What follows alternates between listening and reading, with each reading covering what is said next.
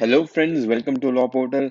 आज हम इस वीडियो में जिसके बारे में बात करने वाले हैं वो आज के टाइम में तो कम से कम बहुत ही ज्यादा एक चर्चा का विषय चल रहा है, फिर चाहे वो मीडिया हो या सोशल मीडिया। और आप थंबनेल देख के भी अब तक समझ ही गए होंगे कि हम किसकी बात कर रहे हैं। जी हाँ, आज हम इस वीडियो में बात करने वाले हैं कुणाल कामरा के बारे में। ये जो कुणाल कामरा के अगेंस्ट अभी जो अटॉर्नी जनरल ऑफ इंडिया ने कंटेम्प्ट की एक कंसेंट दी है, जहां पे मीडिया में तो ये दिखाया जा रहा है कि कुणाल कामरा ने कंटेम्प्ट ऑफ कोर्ट ऑलरेडी कर दिया है, उन्होंने तो ऑलरेडी गिल्टी बता दिया है। वहीं सोशल मीडिया पे जो कम से कम मेरी रिसर्च है, जितना मैं देख पा रहा था, उसमें क्या है कि जो फ्रैक्शन है वो दो हिस्सों में बटा हुआ है। एक फ्रैक्शन ये है जो बोलता है कि हाँ, कुणाल कामरा जो है कंटेम्प्ट किया है और उनको सजा मिलनी चाहिए। जो दूसरा ग्रुप है वो ये कहता है कि जो कुणाल कामरा ने किया है वो कोई कंटेम्प्ट के लायक नहीं है, और उसके लिए डिफरेंट डिफरेंट एक्सप्लेनेशन लोगों ने दिया। खैर, आज हम उसके बारे में बात नहीं करेंगे। लेकिन जैसा कि इस चैनल पे आप सब जानते हैं, इस चैनल पे किस बारे में बात सबसे ज्यादा की जाती है, किस पे फोकस किया जाता है, वो होता है legality of any recent happening. तो आज इस वीडियो में मैं आपको बताने वाला हूँ कि जो कुणाल कामरा की पूरी कंट्रोवर्सी है वो है क्या, और उस पे जो कंटेम्प्ट एक्शन लगाए जा रहे हैं या जो कंटेम्प्ट इश्यूज रेज किए जा रहे हैं, वो लीगली उसका प्रोसेस क्या है और उसका आउटकम क्या है, प्लस ये कंटेम्प्ट का लॉ क्या कहता है, और किस चीज में किसी को, अगर हम कुणाल कामरा ना सोच के ये सोचे कोई और भी है, मतलब आप में से भी कोई कुछ पोस्ट करना चाहता है, तो हमेशा उनके दिमाग में भी चीज जरूर आती होगी कि ऐसा क्या हुआ है, ऐसा क्या किया है कुणाल कामरा ने, ऐसे ऐसे उनके ट्वीट्स में ऐसा क्या हुआ है जिस वजह से उन्हें उन्हें कंटेम्प्ट ऑफ कोर्ट बोला जा रहा है कि उन्होंने कंटेम्प्ट ऑफ कोर्ट किया है।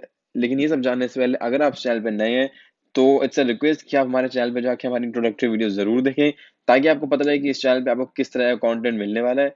अगर आपको लगता है कि वो कंटेंट आपके लिए हेल्पफुल है तो आप चैनल को सब्सक्राइब जरूर करें, साथ ही साथ बेल आइकन को भी प्रेस करें ताकि जब भी हम नेक्स्ट वीडियो डालें उसकी अपडेट जाए सबसे पहले आपको।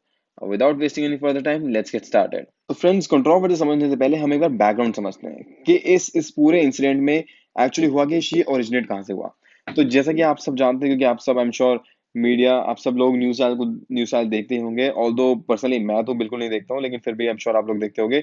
बट फिर भी मेरे अपडेशन के सोर्सेज कुछ और है। बट एनीवेज, चलो, तो हम सबको एक चीज पता है, वो November 4 को Arnab Goswami and two other individuals were arrested in a 2018 abetment to suicide case. अब ये सब चीज इतना, ये पूरा इंसिडेंट न्यूज में, मीडिया में इतना ज्यादा दिखाया गया है कि मुझे इस पे ज्यादा बोलने की जरूरत भी नहीं है। बट आप लोगों को ऑलरेडी पता है। बट फिर भी अगर मैं आपको ब्रीफ में बताऊं तो ये एक अबेटमेंट टू सुसाइड का केस बनाया गया था, because person named Anvay Naik and his mother committed suicide, जहां पे एक सुसाइड नोट भी मिला था जिसके अंदर अर्नब गोस्वामी और जो बाकी दो लोग थे उनका नाम था। अभी 2018 के एफआईआर होने के बावजूद 2020 में अर्नब गोस्वामी को अरेस्ट किया गया, 4 नवंबर को। अरेस्ट करने के बाद जब उन्हें मजिस्ट्रेट की कोर्ट में पेश किया गया तो मजिस्ट्रेट ने उन्हें 18 नवंबर तक जुडिशियल कस्टडी में रिमांड कर दिया। यानी कि मजिस्ट्रेट ने एक भी दिन की पुलिस कस्टडी ना देके सीधा November 18 तक, यानी 14 डेज की जुडिशियल कस्टडी में उसको रिमांड कर दिया।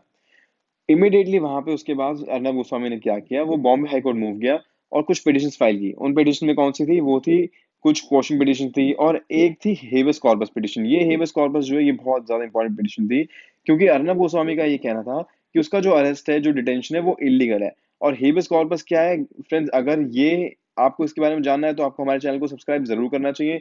साथ साथ, जैसे मैंने पहले बोला, आपको बेल आइकन भी प्रेस करना चाहिए, क्योंकि ये कॉन्स्टिट्यूशन का बहुत इंपॉर्टेंट पार्ट है। और हेबियस कॉर्पस जो है वो एक इंडिविजुअल लिबर्टी के लिए बहुत ही इंपॉर्टेंट कॉन्सेप्ट है, जो आपके लिए भी जानना, as a law student as well as a layman, आपके लिए जानना, आपको पता होना बहुत जरूरी है। और इसके ऊपर, या और इनफैक्ट पूरे कॉन्स्टिट्यूशन के ऊपर जो हमारी लेक्चर सीरीज है वो बहुत जल्दी आने वाली है इस चैनल पे। तो आप इस चैनल को सब्सक्राइब जरूर करें ताकि उसकी अपडेट आपको टाइमली मिल जाए। तो जो हेबस कॉर्पस पिटीशन थी उसके अंदर अर्नब गोस्वामी ने बोला कि मेरा जो अरेस्ट है वो इलीगल है, इसलिए मुझे जो है बेल पे रिलीज किया जाए। लेकिन November 9 को बॉम्बे हाई कोर्ट ने, जैसे बॉम्बे हाई कोर्ट ने वो रिट पिटीशन डिसमिस कर दी, और साथ ही साथ जो उन्होंने एक इंटरिम रिलीफ पे किया था, इंटरिम बेल का, वो उसे भी डिनाई किया। और क्योंकि बॉम्बे हाई कोर्ट की रीजनिंग थी वो ये थी कि ये जो पर्टिकुलर मैटर है इसके अंदर कोई ऐसा ग्राउंड नहीं है जो हाई कोर्ट को अपनी एक्स्ट्रॉर्डिनरी रिट जुरिस्डिक्शन में यूज करना पड़े। आपको पता होना चाहिए फ्रेंड्स, हेबियस कॉर्पस जो पिटीशन है वो एक्स्ट्रॉर्डिनरी जुरिस्डिक्शन में आती है हाई कोर्ट के। तो और ये तब लगाई जाती है जब किसी का अरेस्ट जो होता है वो इलीगली किसी को डिटेन किया जाता है। तो बॉम्बे हाई कोर्ट का कहना ये था कि अर्नब का जो अरेस्ट है वो इलीगल नहीं है, उसका जो इस टाइम एग्जिस्टिंग राइट है वो लाई करता है of applying the bail in regular trial court. तो और ये, मैं एज अ क्रिमिनल लॉयर आपको actually, as in fact not more than criminal lawyer, as a regular practitioner मैं आपको बता सकता हूँ कि ये एक बहुत ही basic and fundamental principle of our constitution भी है कि रिट जुरिस्डिक्शन जो है वो कोई भी हाई कोर्ट या सुप्रीम कोर्ट इतना इजीली एक्सरसाइज नहीं करता, अनलेस एंड अनटिल वहां पे कोई ऑल्टरनेट रेमेडी नहीं है। अगर किसी केस में ऑल्टरनेट रेमेडी होती है तो वहां पे रिट जुरिसडिक्शन को इतना इजीली एक्सरसाइज नहीं किया जाता। यही सेम सिचुएशन इस केस में भी थी, और इसलिए बॉम्बे हाई कोर्ट ने उनको बोला था कि आप जाके अपनी अप्रोप्रिएट रेमेडी को अवेल कीजिए, यानी कि ट्रायल कोर्ट के आगे बेल लगाई। लेकिन अर्नब गोस्वामी ने अब क्या किया, वहां तो बेल लगाई ट्रायल कोर्ट के आगे, वो जब वो पेंडिंग थी हियरिंग में, उसी के बीच में वो Arnab Goswami approach supreme court against this dismissal of high court. और वहां जाने के बाद क्या हुआ ये भी आप लोगों को बहुत अच्छे से पता है, मैं इसके ऊपर कोई कमेंट नहीं करने वाला हूँ बस। लेकिन मुद्दे की बात जो जानने की है कि जब सुप्रीम कोर्ट में मैटर गया तो सुप्रीम कोर्ट में जस्टिस चंद्रचूड़ जो who was the very vocal on that bench जिसने अर्नब गोस्वामी को बेल ग्रांट की, तो उन्होंने अर्नब गोस्वामी को फाइनली इंटरिम बेल दे दी, ये कहते हुए कि अर्नब गोस्वामी का जो अरेस्ट है वो पॉलिटिकली मोटिवेटेड है एंड उसके उसके आइडियोलॉजी के बेस पे किसी को अरेस्ट नहीं करना चाहिए। Well I as a criminal lawyer I kind of disagree from that, क्योंकि अर्नब गोस्वामी का अरेस्ट जो था वो उसकी आइडियोलॉजी की वजह से नहीं था, वो एक बहुत ही सीरियस ऑफेंस में था which is punishable with 10 years। Yes friends, अगर आपको जानना है कि अरेस्ट और ये 10 years का क्या सिस्टम है, उसके लिए उसमें अरेस्ट और बेल के क्या फंडामेंटल्स होते हैं, तो आपको उन दोनों की हमने एक सेपरेट वीडियो बना रखी है जिनके लिंक आपको नीचे डिस्क्रिप्शन बॉक्स में मिल जाएंगे, आप जरूर उनको जाके देखिए। बट एनीवेज आगे बढ़ते हैं, सुप्रीम कोर्ट ने क्या किया कि उसको इंटरिम बेल दे दी। अब जब सुप्रीम कोर्ट ने इंटरिम बेल दी, उस दिन कुणाल कामरा ने क्या किया, कुणाल कामरा ने बहुत इन्फेमस दो ट्वीट्स किए जो कि अभी आपके सामने आप स्क्रीन पे आ भी रहे हैं, आप इन्हें पॉज करके पढ़ भी सकते हैं, मैं आपको बताता हूँ उन ट्वीट्स में था क्या। तो कुणाल कामरा का पहला ट्वीट ये था that all lawyers with spine must stop the use of prefix honourable while referring to the Supreme Court or its judges because honor has left the building long back। और इसके बाद जो दूसरा कमेंट आया वो था that D.Y. Chandrachud is a flight attendant serving champagne to first class passengers after their fast track through, while commoners don't know if they'll ever be boarded or seated, let alone served justice। इन दोनों tweets के आने के बाद कुछ representation भेजी गई attorney general for India के office में, और 12 नवंबर को अटॉर्नी जनरल यानी मिस्टर के वेणुगोपाल, उन्होंने अपनी कंसेंट दी under section 15 of contempt of court act in order to initiate proceedings of criminal contempt against Kunal Kamra for his these tweets। और उस टाइम ये कंसेंट देते टाइम जो ये कंसेंट देते टाइम अटॉर्नी जनरल ने जो नोट किया, जो उनका व्यू था वो ये था, I find that today people believe that they can boldly and brazenly condemn the Supreme Court of India and its judges by exercising what they believe is their freedom of speech, but under the Constitution, the freedom of speech is subject to the law of contempt, and I believe that it is time that people understand that attacking the Supreme Court of India unjustifiably and brazenly will attract punishment under the Contempt of Courts Act। तो basically attorney general का concern grant करने का basis ये था कि जिस तरह से लोग आजकल सुप्रीम कोर्ट ऑफ इंडिया और उसके इनके जजेस को क्रिटिसाइज करने लग गए हैं in the false belief of their exercising their freedom of speech and expression is wrong. क्योंकि freedom of speech and expression सबको पता है कि सबको लगता है कि नहीं हमारे पास एक freedom to speech and expression है तो इसलिए क्या गलत है, लेकिन फ्रेंड्स आपको ये जानना भी बहुत जरूरी है कि इवन वो राइट भी जो है वो हमारा एब्सोल्यूट राइट नहीं है। उसके बाद 11 नवंबर को ही कुणाल कामरा ने एक और ट्वीट किया जिसके अंदर उन्होंने सुप्रीम कोर्ट की एक फोटो लगाई। अगर आप ध्यान से देखें तो आपको देखा कि इस वीडियो में सुप्रीम कोर्ट को कैसे ऑरेंज, मैं इसका हिंदी वर्ड लेना नहीं चाह रहा हूँ यहाँ पे इस वीडियो में, बट आप समझ रहे मैं क्या कह रहा हूँ, वो कलर में पूरा का पूरा कोर्ट डिपिक्ट किया गया और इस सामने ये यहाँ पे बीजेपी का झंडा लगाया गया है, ये दिखाते हुए कि जो कोर्ट है वो अब सुप्रीम कोर्ट जो है वो इंडिपेंडेंट एंटिटी नहीं रहा है, वो एक बीजेपी का ही ऑफिस बन गया है। इस चीज के ऊपर भी कॉग्निजेंस लेते हुए एजी ने बोला that this is also a gross insinuation against the entirety of Supreme Court of India, that the Supreme Court of India is not an independent and impartial institution, and so too its judges, but on the other hand is a court, the ruling party, the BJP, existing only for the BJP's benefit। इन तीनों चीजों को के इन तीनों चीजों के against यानी कि ये दोनों ट्वीट्स एंड इस ट्वीट, इन तीनों ट्वीट्स के रिगार्डिंग जब रिप्रेजेंटेशन आई तो अटॉर्नी जनरल ने अपनी कंसेंट दी under section 15 to initiate contempt proceedings against Kunal Kamra. यहाँ तक तो हमें समझ में आता है। अब आज रिसेंटली क्या हुआ, आज एजी ने एक और कंसेंट दी है for initiating another criminal contempt against Kunal Kamra. वो किस लिए दी है वो जानते हैं, तो वो दी गई है नवंबर 18 की पोस्ट पे। अब नवंबर 18 को कुणाल कामरा ने एक और ट्वीट पोस्ट किया जिसके अंदर उन्होंने, ये फोटो आपकी स्क्रीन पे आ भी रही है, जिसके अंदर आप पढ़ेंगे आपको समझ में आएगा कि कुणाल कामरा ने क्या बोला, that one of these two fingers is for CJ Arvind Bobde, okay let me not confuse you, is the middle one. इस ट्वीट के आने के बाद 19 नवंबर को अनदर सेट ऑफ रिप्रेजेंटेशन पहुंची एजी के ऑफिस में, seeking his consent to initiate contempt of court proceedings against Kamra for this post. अब इस पोस्ट के अगेंस्ट जब दोबारा रिप्रेजेंटेशन गई, तो आज यानी नवंबर 20 को अटॉर्नी जनरल ने फिर से एक और कंसेंट दे दी to initiate criminal contempt proceedings against mister Kamra. और वो किन वर्ड्स में कही वो आपके सामने आ रहे हैं, आप चाहे तो पॉज के नोट कर सकते हैं। हम इसे समझते हैं कि अटॉर्नी जनरल की रीजनिंग क्या थी वो कंसेंट देने के लिए, वो थी that the depiction of two fingers with the legend that he means the middle one is to deliberately insult the Chief Justice of India, which would equally be an insult to the Supreme Court of India itself, which the Chief Justice heads.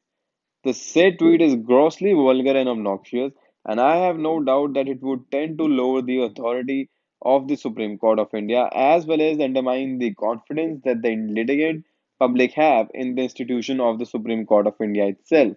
In view of the above, I accordingly grant my consent under Section 15 of Contempt of Courts Act. तो friends, अभी तक हमें पूरी controversy समझ में आई। कुणाल कामरा की entire controversy actually है क्या, क्यों इनके अगेंस्ट इतने सारे आजकल डेली बेसिस पे इतने ज्यादा कंटेम्प्ट ऑफ कोर्ट के रिप्रेजेंटेशन एजी को भेजे जा रहे हैं, और एजी जो है 2 बार इनके अगेंस्ट कंसेंट दे चुके हैं। आपको याद होगा कंसेंट इससे पहले भी कुछ लोगों के against contempt action contempt representation गई थी एजी के पास, बट एजी ने मना कर दिया था। I will not name those person in this video, लेकिन और मैं आपको being someone who is part of this fraternity from very long, मैं आपको अपने अपने पर्सनल एक्सपीरियंस से, अपने पर्सनल व्यू पॉइंट में एक चीज बता सकता हूँ कि जो हमारे एजी हैं, जो हमारे करंट एजी यानी मिस्टर के Venugopal, he is a very gentleman kind of a person. he is one person who is very refined and very reasonable in his work and everything। इसीलिए वो ऐसे फालतू में किसी के अगेंस्ट भी कोई कंटेम्प्ट की हमेशा कभी कंसेंट ऐसे इशू करते ही नहीं थे। लेकिन यहाँ पे 2 बार रिप्रेजेंटेशन आई और दोनों बार एजी ने जो है अपनी कंसेंट दी सेक्शन 15 में, दैट मींस ये इस मैटर में कुछ ना कुछ सीरियस है। तो अब हम उस सीरियसनेस को कैसे जज कर सकते हैं, उसको जज करने के लिए, उसको जानने के लिए पहले हमें ये लॉ जानना बहुत जरूरी है कि कंटेम्प्ट का लॉ क्या है एक्चुअली। बट लॉ जानने से पहले हम देखते हैं कि जो लॉ, अब तक आपको पता लग गया होगा कंटेम्प्ट ऑफ कोर्ट्स एक एक्ट है, लेकिन उस इस लॉ का मेन ऑब्जेक्ट क्या है, वो है is not to afford protection to जजेस personally from imputation to which they may be exposed as individuals.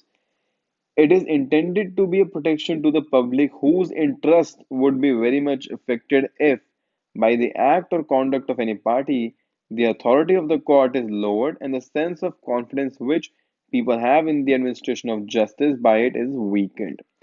तो बेसिकली इसका ऑब्जेक्ट क्या था इस लॉ को लाने का, इस लॉ को लाने का ऑब्जेक्ट ये नहीं था कि हम किसी इंस्टीट्यूशन, किसी जज को पर्सनली उसके पर्सनल इम्प्यूटेशन से बचाएं, या कोई किसी जज को कुछ बोल नहीं सकता। ऐसा इस लॉ का कोई मतलब नहीं है। इसका इस लॉ का लाने का मेन ऑब्जेक्ट ये था कि उन एक्ट्स को रोक पाना जो कोर्ट के इंडिपेंडेंस को स्कैंडलाइज करें, जजेस को स्कैंडलाइज करें, और उससे क्या है कि पब्लिक का जो कॉन्फिडेंस है जुडिशरी में, एडमिनिस्ट्रेशन ऑफ जस्टिस में, वो शेक हो जाए। अब हमने ऑब्जेक्ट जानने के बाद हम देखते हैं कि एक्ट क्या कहती है। तो हम समझते हैं कि कंटेम्प्ट ऑफ कोर्ट्स एक्ट में जो कंटेम्प्ट ऑफ कोर्ट है उसका जो मीनिंग है वो हैगा, वो दिया हुआ है सेक्शन 2A। तो सेक्शन 2A क्या बोलता है, that contempt of court means civil contempt और क्रिमिनल कंटेम्प्ट। अब फिर इस वीडियो में हम बात करने वाले हैं क्रिमिनल कंटेम्प्ट के बारे में, बिकॉज जो जो कंसेंट आई है कुणाल कामरा कहेंगे जिसके रिगार्डिंग हम ये पूरी बात कर रहे हैं, वो है क्रिमिनल कंटेम्प्ट। और क्रिमिनल कंटेम्प्ट क्या है वो हम देख लेते हैं। Criminal contempt means the publication, whether by words, spoken or written, or by signs, or by visible representations or otherwise, of any matter or the doing of any other act whatsoever which scandalizes or tends to scandalize, or lowers or tends to lower the authority of any court। अब बाकी 2 points में नहीं पढ़ रहा हूँ because ये दोनों points इस वीडियो के लिए यूजेबल है ही नहीं। फिर भी आप चाहें तो पॉज करके पढ़ सकते हैं। लेकिन जो इस कंट्रोवर्सी का जो मेन मुद्दा है, जो मेन प्रोविजन है, जो पूरा गवर्न करने वाला है इस पूरे इशू को, वो है सेक्शन 2C सबसेक्शन 1।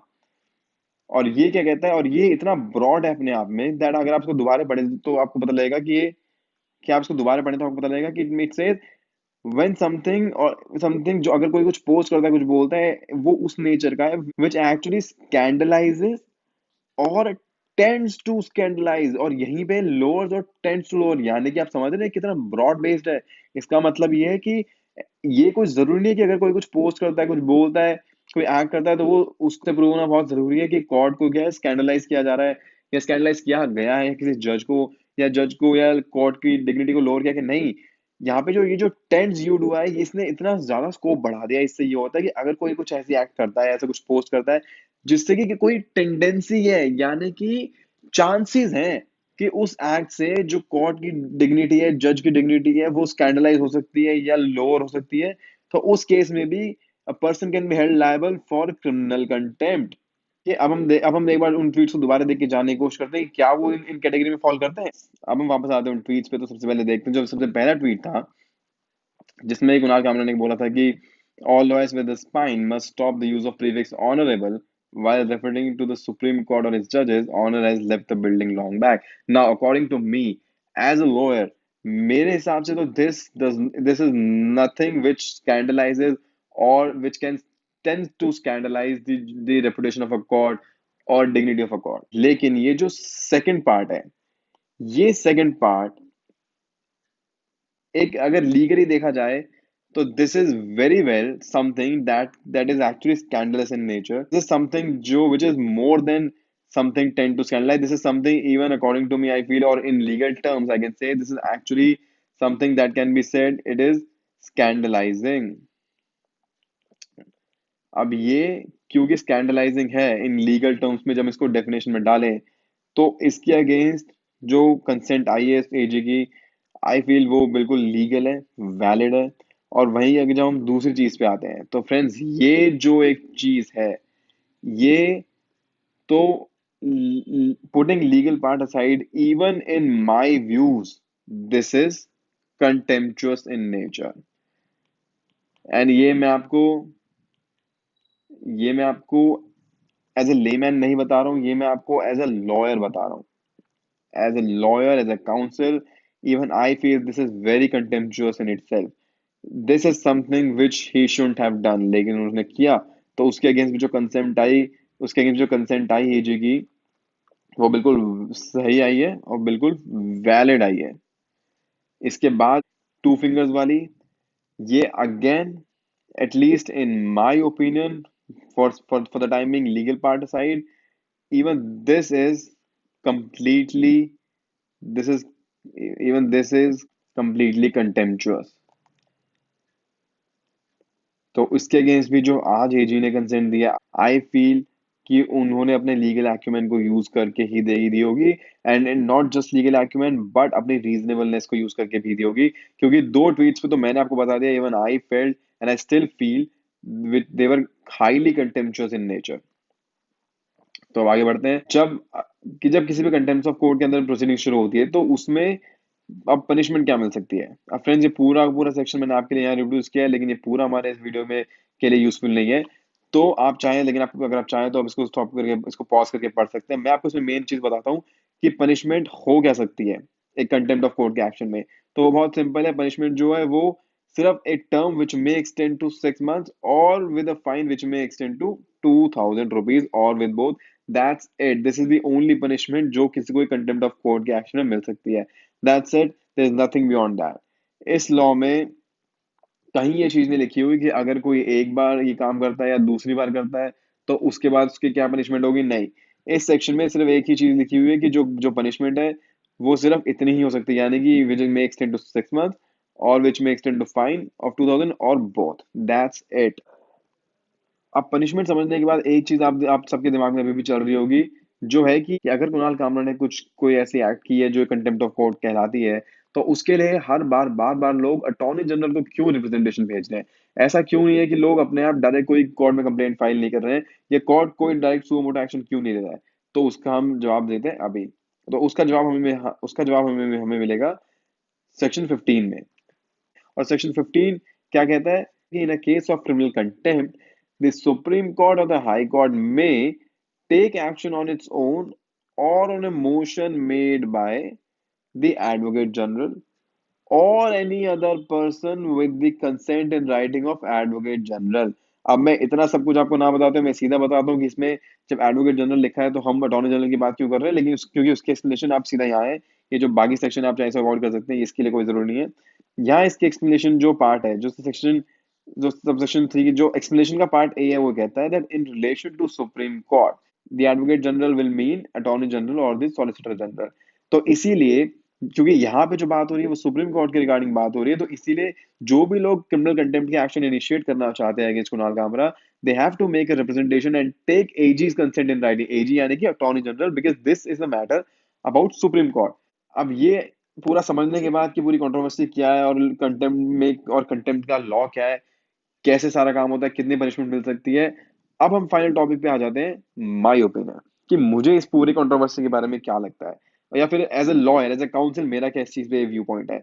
तो मैं आपको ये बता दूं फ्रेंड्स कि मैं being a practicing counsel and I been practicing from quite some time, from quite some years now, तो मेरा अपना ये मानना है कि जो पोस्ट है वो डेफिनेटली कंटेम्पचुअस और कुछ तो हाईली कंटेम्पचुअस इन नेचर है, there is no doubt about it at all. तो हम स्ट्रिक्टली लीगल पैरेलल्स में देखें तो वो बिल्कुल ही गलत है, वो नहीं होनी चाहिए थी। लेकिन अब अगर हम उनकी रीजनेबलनेस पे जाएं, क्योंकि जिस तरह के हालात हमारी कंट्री में चल रहे हैं, जिस तरह की चीजें इवेंट्स हमारी कंट्री में हो रही हैं, तो क्या कुणाल कामरा के अगेंस्ट कंटेम्प्ट की कंसेंट को देना या कंटेम्प्ट प्रोसीडिंग इशू करना, क्या मिस्टर कामरा के वो सारे ट्वीट्स करना एक रीजनेबलनेस की क्राइटेरिया में फिट होता है? और ये सब जो इनके अगेंस्ट एक्शन ले जा रहे हैं क्या वो रीजनेबल है या नहीं है? तो फ्रेंड्स मैं उसके बारे में सिर्फ इतना बोलूंगा कि I reserve my my views, because जो मेरे पर्सनल व्यूज हैं वो मैं इस वीडियो में शायद उनको बोलने से कुछ फायदा भी नहीं होने वाला है, तो I it will be better that I reserve my personal comments on same. as far as the strictly legalness of this entire controversy is concerned, तो वो मैंने आपको इस वीडियो में बता दिया है कि वो स्ट्रिक्टली लीगल है, कंप्लीटली वैलिड है। बाकी जैसे जैसे जो भी इस कंट्रोवर्सी में अपडेट्स आती हैं, आपको उसकी अपडेट्स हमारे चैनल पे मिलती रहेगी विद प्रॉपर एनालिसिस के साथ। अगर आप चाहते हैं कि आपको उनके अपडेट सबसे पहले मिले तो आप जरूर चैनल को सब्सक्राइब करें, साथ ही साथ बेल आइकन को भी प्रेस करें। With this, we come to the end of this video. If you like the video, do give it a thumbs up. Thank you for giving your precious time. Bye bye.